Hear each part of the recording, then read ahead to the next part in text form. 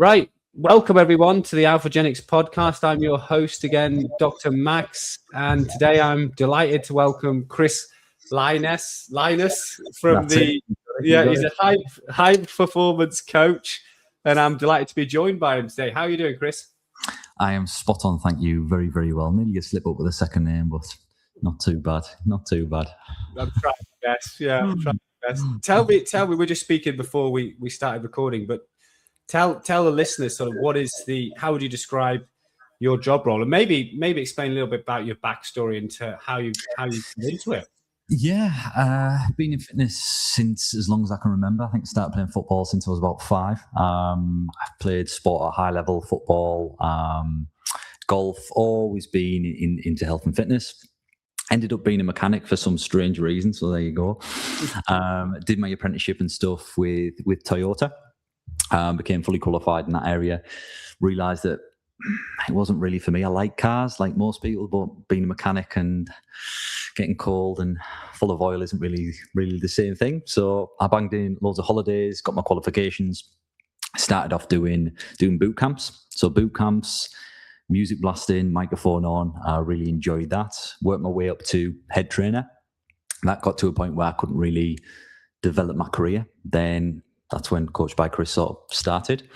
Went to do one-to-one PT, got fully booked there. COVID hit. Then everything went online. And then I've been online ever since. I've been lucky enough to work with some incredible mentors and things as well, and also coach coaches. So yeah, done the full lot, I think. Nice. What was it about the mechanics world did you have like an itch that you needed to sort of scratch? Was it sort of it wasn't side of it? No, the goal was to turn professional with golf. That was the ultimate goal. In regards to that, I got down to scratch. So I was a decent golfer. That sort of fell through, and it was a case of, well, I can't just play golf for the rest of my life. So I went to college, studied mechanics, got an apprenticeship, worked through that. Just because I liked cars, but driving fast cars and things isn't really the same. So I soon realised that it wasn't really for me, but did my time. I think I did about 5 years, and then realised that my fitness and my passion really lied in that area. I did compete. So when I was still a mechanic, I did compete back in 2017. So that was the first time I competed, and that just that's when I knew really that's where my passion and love really lived in regards to health and fitness. Yeah. What sort of, in terms of your own personal background, obviously cricket world, playing sports when you were younger, did you get into the sort of bodybuilding world? Or because a lot of coaches in your sort of area have got a like history with the bodybuilding, or aesthetic side of things, haven't they? Yeah. So it was a funny thing, really. I don't know how it first came about, but I got myself in decent shape. And I used to go to a gym, and it was a proper old school gym. And a few lads said, have you ever thought about doing like a photo shoot or anything like that? And I was a bit like, it's not me. It's not me. And then funnily enough, I ended up doing one. So I ended up doing a photo shoot in Nottingham. And the photographer said, have you ever thought about competing? And again, I was like, nah, it's not for me, that. And then funnily enough, I went and did my first show, and I actually won the show. And that was back in 2017. So really enjoyed that. And then, ever since I've done a few different things, whether it's marathons or competed a few different times and things like that. So, and I've got an ultra coming up in 12 weeks. So there you go. Oh, so it's a real proper mix of stuff. Yeah. How did you find slightly off topic, but how did you find the competing? Because I speak to a lot of guys who have been in the bodybuilding world. They do the prep for the shows and things like that. And some guys find it absolutely grueling, because you have to obviously get really lean and sort of really strip the body fat off. How did you find that experience? Oh, 100%. I love the structure. I love the structure of the day-to-day. It's not something that I would recommend moving forward unless you've got a real love or passion for it, because there is, obviously, we'll probably touch on hormones and things later on, but there is getting lean and being able to maintain lean, and then there's taking it that step further and getting stage lean, which isn't healthy. So don't get me wrong, the photos and everything look fantastic, and I did do really well. But it's not something, unless you've really got the passion for it and you're going to do it maybe as a job and you're going to get paid for it and you're really, really good, I don't think I really advocate it myself with clients. Don't get me wrong, doing a photo shoot and stuff like that and getting lean and looking good, brilliant. I think that's a fantastic goal to aim for. But yeah, I loved it. I'm glad I've done it. It taught me a lot. It taught me a lot of discipline and things like that. But I don't think I would ever do it again, put it that way. Yeah, fair enough. It's just interesting to hear how people's experience, because obviously you're not like you said, you've not gone into it for life. It's just been a sort of a brief experience almost in the whole scale of things. How did you find the move online then as well? Because you're obviously doing boot camp face to face, and then you went online, which I think a lot of people have transitioned into, haven't they? You know, sort of. How's that experience been? Because it is a different job almost in a sense, isn't it? It is. And don't get me wrong, I do miss it in a way. I do love the one-to-one. With clients, I still have regular contact with my clients, and we do have a call usually every 30 days, which is brilliant. But yeah, it was a scary time. It was literally, what do you do? Obviously, it was a case of I had the phone call because I think I was the only PT in the gym at the time. I have to kick everyone out. And that was it. And we didn't know what was going to happen with obviously all the gyms closing and things like that. So it was a case of sink or swim. That's when I first invested in my first business coach, which obviously helped. But yeah, everything went online. I was doing stuff in the front room, making videos, doing stuff in the garden. I think everyone was. It was either was either getting drunk or getting fit. I think it was one or the other. Yeah.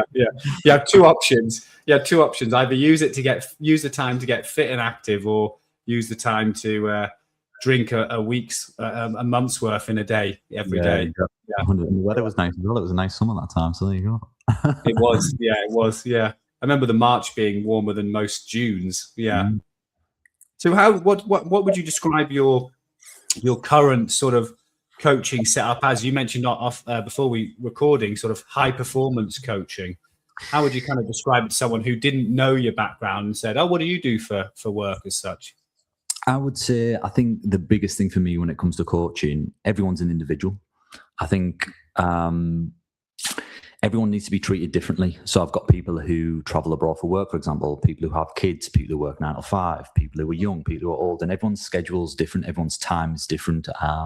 Everyone needs different touches, should we say. But I think the key thing for me is looking at all areas. It's not just a case of, I don't know, maybe years ago, I think PT or being an online coach, well, there wasn't really an online coach, was it? But being a PT was sort of turn up, do your session, maybe have a bit of a chit chat, and do you know what I mean? It was never really. Now we look at sleep, we look at stress, we look at time management, we look at nutrition as a whole, we look at weekends, we look at the bigger picture rather than just turn up to the gym and eat chicken, rice and veg sort of thing. I do like to think that education for me is the most important thing. We educate our clients on, yes, how to get in shape, but it's what to do next, which I think most males lack. It's the yo-yo dieting. They might have lost weight in the past, but then it always seems to go back on because they never really know what to do next or how to maintain it. Mm-hmm. Yeah. So you're kind of looking at the whole picture, really. 100%. Yeah, I think that's crucial for sure. Yeah. How much? I mean, that is how often? I mean, for me, certainly, I'm sort of answering my own question. But how often do you find that people will often tick maybe 3 out of the 4 boxes? For example, in that scenario, maybe they're turning up for the training, they're hitting the gym well, they're doing a good session, maybe they're eating well, but maybe they're, I don't know, drinking too much alcohol, or they're not sleeping well or enough or consistently. It seems to be a lot of men, I don't know if you find this as well, they tick quite a few of the boxes, but they always have that, or not always, but often have that one area or two that's really letting them down. 100%. I think one big thing that I speak about a lot with my clients is control the controllables and having a minimum standard. Because so many people, like you said, they might train, they might eat well, and they might do it for, I don't know, a week, 2 or a month. But the problem is when something slips or work gets busy or life gets in the way, it usually all goes to shit, should we say. So I think the key for a lot of people is realizing that some days you might not make it to the gym. Some weeks you might not make it to the gym, but you can still go to bed on time. You can still sleep well. You can still eat right. You don't have to do everything at once. And I think that's where a lot of people go wrong. They think they have to be perfect to move forward, when in reality, you don't. You need to think about what you can control. Think of the minimum standards on the worst. I always say to my clients, on your worst week, let's say you've, I don't know, left your food in the fridge, you've slept in or whatever, you can't make it to the gym, you work late, what can you do? What can you do on that day? And if your minimum standard always drops to, even if it was 50% rather than zero, you're going to continue to move forward. So I think that's one of the crucial areas that I'm big on for sure. Yeah, like you said as well, that's a significant improvement from where they're coming from as well. Exactly. Yeah. One of your lines, I think your Instagram, I think it was structure, discipline, higher standards for busy men. Yeah. Is that a lot of the guys that coming to you are that kind of archetype of a busy businessman, perhaps, who's let his health slip? Or do you have a little mix, or do you have a certain type of guy who ends up finding your services? I have a nice mix. I have young, I have old. Like I said, I have people who travel for work. I have people with kids, families. I've got clients in the 50s. I've got a lovely mix, which I quite enjoy because, like I said, everyone is different. It's a bit of a challenge for myself. But yeah, there's no one set individual that I'm looking for, that I'm looking to work with. I want to help as many people as I possibly can. But yeah, I usually attract those people aged from probably 30 to 50, busy, kids, family, travel, stress, lacking a lot of structure. And that's the first thing that we usually put back in place. Structure is key.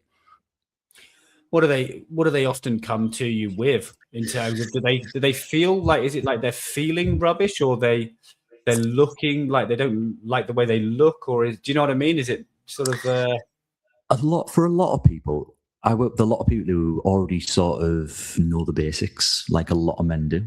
They know what's healthy, they know to train, or they've trained in the past, or they've been in good shape. But somewhere along the line, something slips.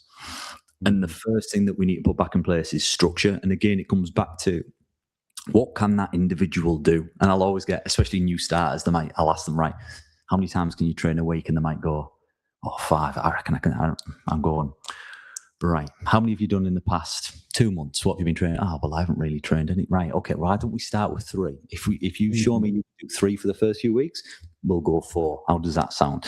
And it's just finding something that you don't want to set them up for failure, just finding that structure that works for them. But I think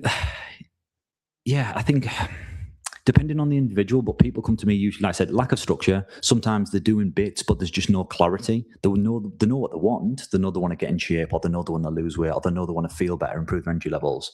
But they're here, and there's no plan how to get to here. It's just a case of, right, well, I'll eat a little bit better. I might show up, and that'll work really well for a few weeks. But there's no reason why. There's no vision. There's no structure that holds the glue together, should we say? Yeah. There's no. Do you find that men, is it a male thing, or is it both sexes? I don't know really, but does it help to have like that North Star that people are sort of aiming towards? Yeah, I think it's one of the most important things. One of the most important things that I've learned in business as well. I think without that big reason why, or without that crystal clear vision plan, motivation is always going to come and go. Always does. Discipline's always going to come and go. When you get some people who always say, I just need to find that discipline. I just need to find that motivation. And you don't. It's a case of what drives you. Like for me, obviously, I will never be out of shape, and that's not me saying that. It's just a case of, for my client, I cannot. Do you know what I mean? If I'm out of shape, I'd be a bit of a hypocrite. Do you know what I mean? If I'm showing up, if I'm leading by example, I'm being the person that I need to be for my clients and my individuals. Now, your reason why could be very, very different. I've got clients who just want to get fitter and healthier. Energy levels are low, brain fog, things like that. I've also got clients where kids, they want to be a bit of a role model. They want to even just run after the kids, play with the kids. They had one lad, bless him, who lost a lot of weight. But one of the reasons that he came to me was because he stopped taking his daughter swimming. He just felt embarrassed. And now he's taking it more than ever, which is incredible. And that's one of the reasons that I love my job. It's so rewarding. But yeah, it's a whole host of reasons. But having that reason why you're doing what you're doing, I think it really, really helps. Yeah.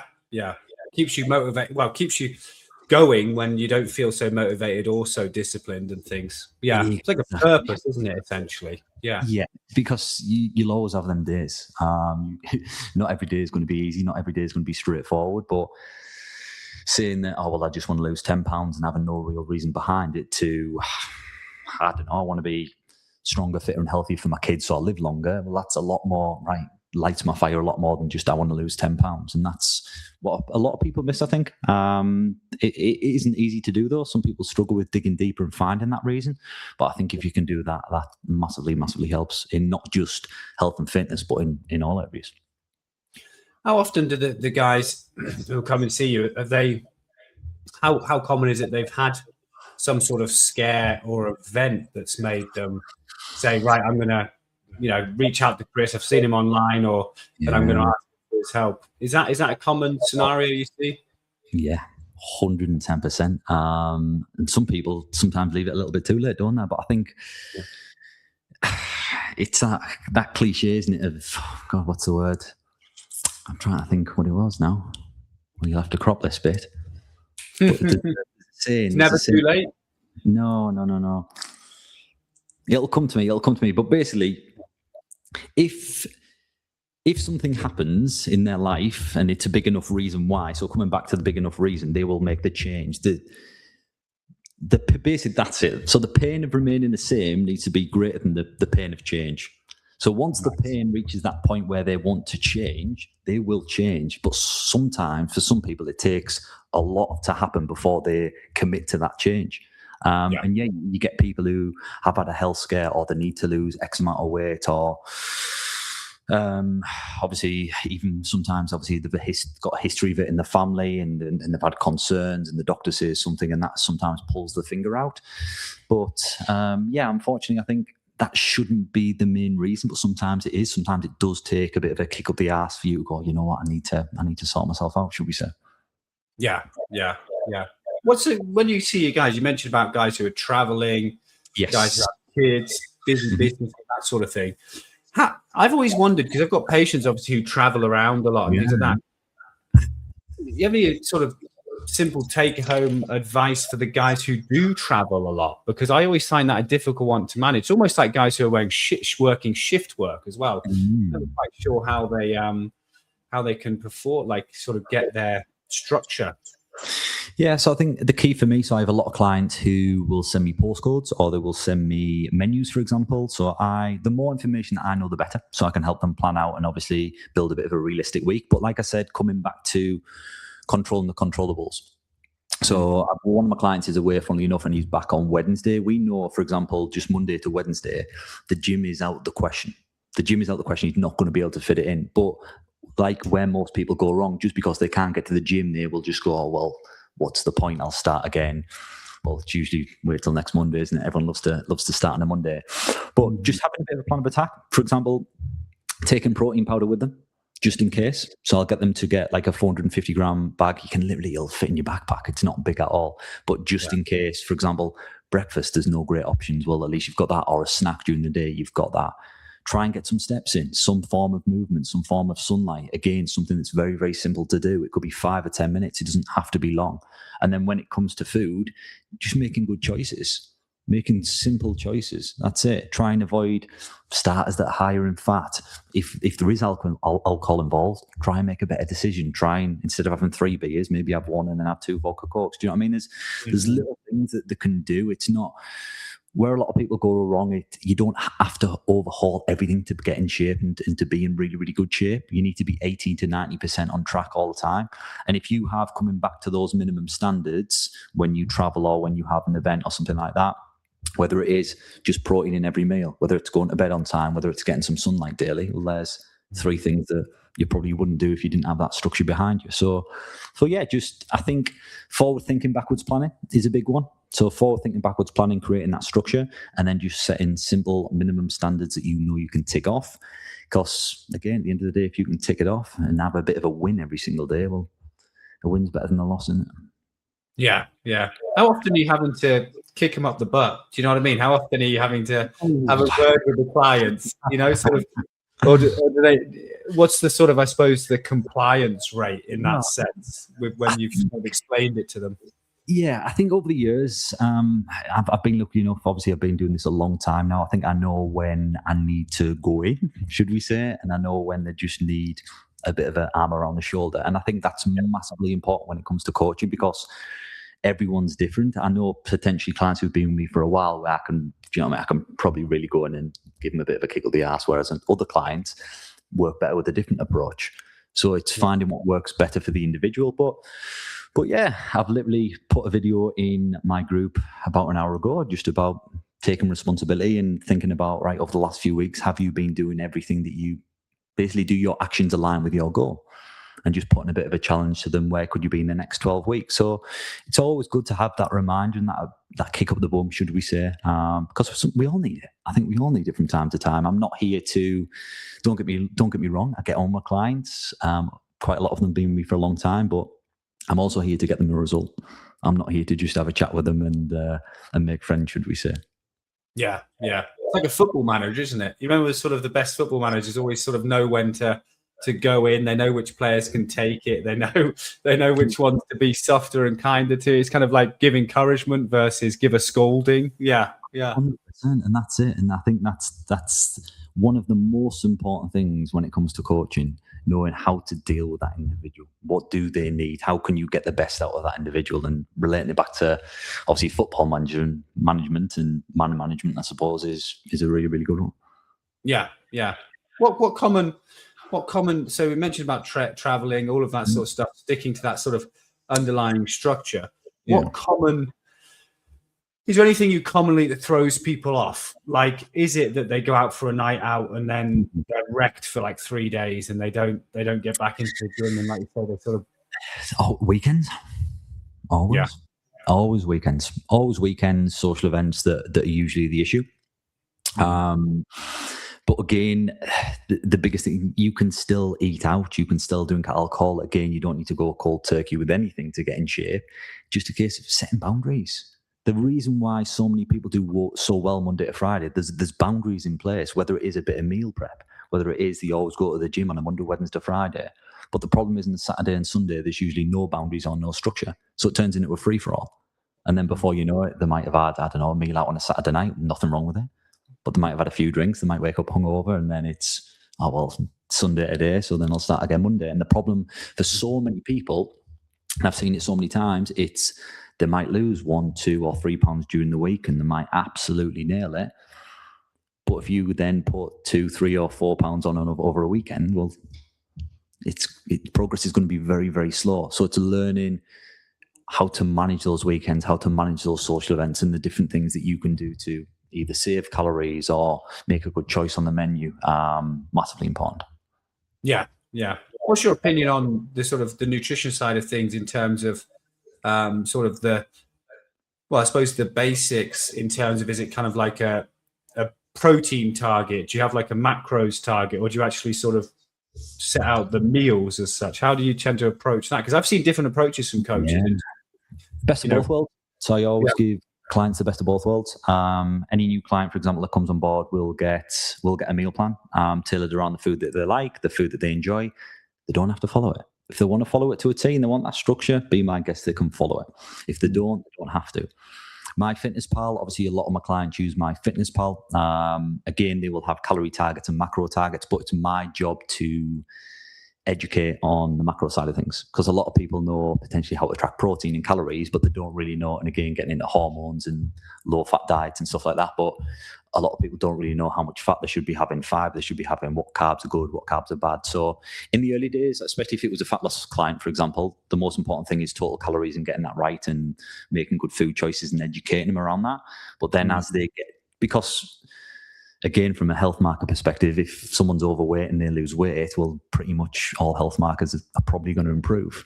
Then once we get a little bit better, then that's when we'll start to drip feed education around, right, healthy fats, minimum targets, carbs, protein, fiber, and all that good stuff. So yeah, but I do like to give them the best of both worlds, because the food plan gives structure if they want it, but then they have the freedom and flexibility of obviously tracking calories, and that allows me then to be able to look at their MyFitnessPal and educate them. So best of both worlds. Yeah. How often are you finding that a guy's approaching you on the fat loss injections? You know, like the GLP-1 agonists. You seeing much action with those? Because they've just exploded, haven't they? Really? Yeah, crikey, mate. Yeah, they haven't. So yes, I've had a few who've tried them. The problem with that, and I've got nothing against them, they work. They work, as simple as that. But it's a case of you will still be stuck in the same position once you've lost the weight, if you don't learn what to do with nutrition, how to manage weekends, that's the most education, like I said at the start, is the most important thing. And yeah, they can work, but yeah, what do you want to be on them injections for the rest of your life? Yeah. So certainly hope not. So it's a case of learning what to do next and what to do with nutrition to keep that weight off, to enjoy life, to have freedom, flexibility, but to stay in shape. I think that's the key. Yeah. Yeah. You're seeing a lot of guys where, and this is something I stress because some of my patients will use them, is you need to do your resistance training. You need to get your protein in. All of the sort of basics become almost more significant, especially if you're losing a lot of weight in a short space of time, doesn't it? Yeah. Oh, 110%. Yeah, 100%. Especially, obviously, when dieting, there's a difference between just fat loss and obviously losing muscle mass as well. Resistance training, especially as we age, as we get older, it's a longevity hack. Yeah. When you get older, carrying the shopping home, for example, something as daft as that, it sounds daft now, but as we get older, the more muscle mass that you carry as an individual, the more mobile you're probably going to be as you age, which is obviously massively important. Yeah, yeah. What about how you mentioned hormones before? How does that fit into your work? How does that end? Do you end up sort of saying to people, have you thought about checking your hormones given X, Y, or Z, or how does it tend to play into your role? Yeah, I think it's something that I would advocate to every single person to get them checked, whether it's once a year, whether it's twice a year. The problem is, and even for me as a coach, I can give the best advice in the world based on what I know and what I think, the best supplements, vitamins, training, nutrition, the full lot. But until you get them bloods tested, how do you really know? You don't. And it was a case of me when I had mine done. Last time I got mine done, I was taking a multivitamin, but my B vitamins were too high. I wouldn't have done that unless I got my bloods done. So it's a case of, big advocate of that, of getting your bloods done, because again, I'm a big data man. The more data that you have, the better. And if you've got that data in front of you telling you X, Y, and Z, this is what you're low on, this is what you need to improve, etc., the proof is in the pudding, as I say. Data doesn't lie, does it? Yeah, yeah. Have you got a lot of clients in the world of TRT themselves? Have they gone down that route? I don't. I've got a couple. I've got a couple in regards to that. But I've had a few people who have pushed forward in regards to getting that checked out, because, again, the symptoms that some of them describe can just be from a bad lifestyle, leading a bad lifestyle, but it can also be from, obviously, low testosterone, where TRT can, obviously, as you well know, change people's lives for sure. Yeah, yeah. It's always the difficult. I mean, it's the grey zone, isn't it? Even if they've got low testosterone, but their lifestyle is poor, it's like, well, if you improve your lifestyle, can the testosterone come along with it? It's that ultimate grey area where you're wondering whether they need TRT to feel and function better, and it's going to help them get their lifestyle in order, or whether they need to go through the whole lifestyle journey first, if they can do it, and improve their hormones naturally that way. It's the ultimate sort of the conundrum that you'll run into when you're in this world. Yeah. No, it is. And I think the majority of the time, obviously, the best thing to do, obviously, you're the person in the know, but would be improve lifestyle first to see what happens before going down that route.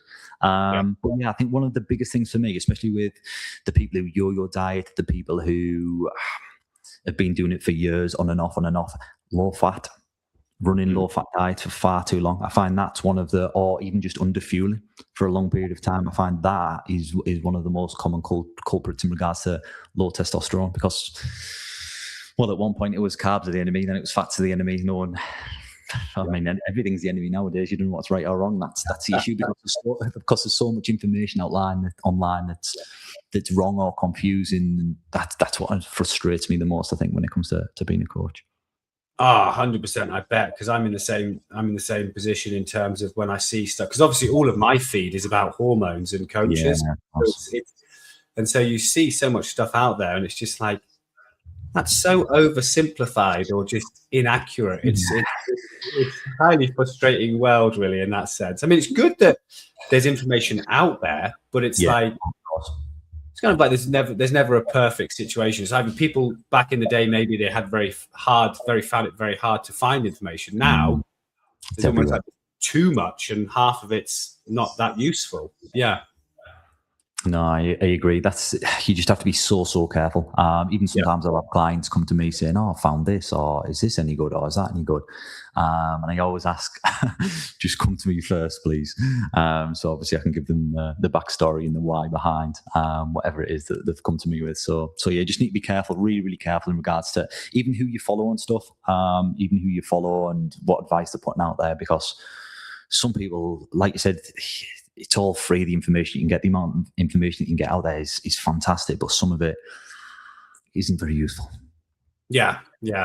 And on the business side of it, Chris, how did you go sort of away from the sort of health and hormone mention there? But how did you find that switch? Because obviously face-to-face PT work, then coaching hits, and then you get a business mentor. How sort of priceless was that mentoring you found? Because that's a lot of people mention that to me. When they've developed their own business, they actually did get mentoring early on. Incredible. And it's the same what I always say, especially to new clients. If I'm up here and I know X, Y, and Z about health, fitness, and getting in shape, and I've done it myself, been there, got the t-shirt, and you're down here. Well, if you're learning from me, you're only going to go one way. And it's, for me, the same as having a business mentor. Yeah. If they know more than me, well, it's only going to develop my skills and area of expertise in whatever field they're in. But yeah, I've been lucky enough to work with some incredible people, coaches as well. So that came off the back of going through a mentorship, doing well there. And then obviously I got a job helping coaches build their business, which was, again, incredibly rewarding. So yeah, I just think one big thing that I would say to anyone, don't wait. I just think so many people, whether it is obviously in business or getting fitter and healthier, and they always say, don't you'll see them posts online, but where fitness coaches put on, well, if you want a mortgage, what would you do? You see your mortgage advisor. If you want to get your car fixed, you'd go and see a mechanic. Well, why do we leave when we want to get in shape or take our health to the next level? Why do we always try and do it on our own? So you remove the guesswork. If you've got obviously the disposable income to be able to do so, and you want to really take things to another level, I would 110% invest in a coach, whether that is business or health, because it's 5x, 10x speeds things up, doesn't it? I think, for sure. Yeah. That's what I hear a lot, is that phrase of it kind of gets you to your destination faster. Yeah. Oh, of course it does. You either pay with time or money. There you go. Yeah, exactly. How do you find the coaching the other coach, training the other coaches as such, and maybe some of the pitfalls that they come across? What is any recurring themes there? Yeah, again, one big thing, having a crystal clear vision and why. I think for coaches nowadays, there's a lot of move to Dubai, a lot of money, a lot of fast cars and all that good stuff. And the problem is, deep down, most people don't want that. So the first thing we used to do is, again, get really, really clear on what do they want out of life, whether that is obviously a bigger house, or whether they're comfortable, or they want to go on certain holidays or buy stuff for the kids, whatever it is. Get really clear on how much do they need to earn and why do they want to earn it. Because again, if you know where you're going and why you want to do it, that most certainly helps. And then another big thing as well, structure. Comes back to structure as well. A lot of them just all over the place, doing things as and when, rather than having a crystal clear plan. Some people, don't get me wrong, it would go above and beyond, but you don't need to reply to a client five times a day. They don't need that, especially if they are busy and they've got their own life. But just structure, again, comes back to structure and knowing what they should be doing day to day to move the business forward, and having that clarity on why they're doing it. What's the bigger picture? What's the goal? Where do they want to get to? Yeah. Have you not moved out to Dubai yet? Is that not in the stars? Definitely not. Yeah. I've been there a few times. I do enjoy Dubai. I would definitely go back there for a holiday, especially this time of year anyway, because the weather's bloody lovely. But yeah, I'm pretty comfortable here, I think. 100%. I mean, it just mentioned it because so many coaches go. When you mentioned it there, it's like it is a recurring theme, isn't it? They're all going out. Yeah, well, yeah, that's it. And a lot of people, you see as well, it's not as easy as people think either. People think, obviously, I don't know, you do a little bit of work, the money rolls in, then you move to Dubai and live on the beach with pina coladas or whatever. But yeah, there's a lot of time and effort, and just like any business and any job, it takes time to get to where you want to be. So yeah, time and effort, should we say? Yeah. Well, Chris, tell people, where do they find you? Where do they, if they're watching this and they think, do you know what, this guy speaks sensibly, sounds like he's got good head on his shoulders and would be useful for me, how do they go about finding you? Best place to drop me a message or see what I do is Instagram or Facebook, but Coached by Chris L is where you'll find me. But posting there regularly, whether on stories or my own journey, clients and all that good stuff. So yeah, there'll be a lot of information and education that can help a lot of people. Lovely jubbly. Well, thank you for joining us today. I hope people found that very useful. I certainly found it interesting. And I think a big part of it, what you described, is the mental side of things in terms of having that purpose, having that goal and having that structure. I like that. But I think even the mental side, it's getting in shape is, I'd say it's 80% mental. Most of us know, like I said, most of us know how to eat healthy, what's right, what's wrong. Most of us know how to train, how to go to the gym, but it's putting all the little pieces together. That's, I think, sums me up pretty well. I think putting all the little pieces together, most people know the basics, but it's putting it all together and building that structure that fits around whatever they do. I think that's the key. Yeah. Lovely. Well, thank you for joining us. Take care of yourself. My pleasure. Thank you. Thank you for having me.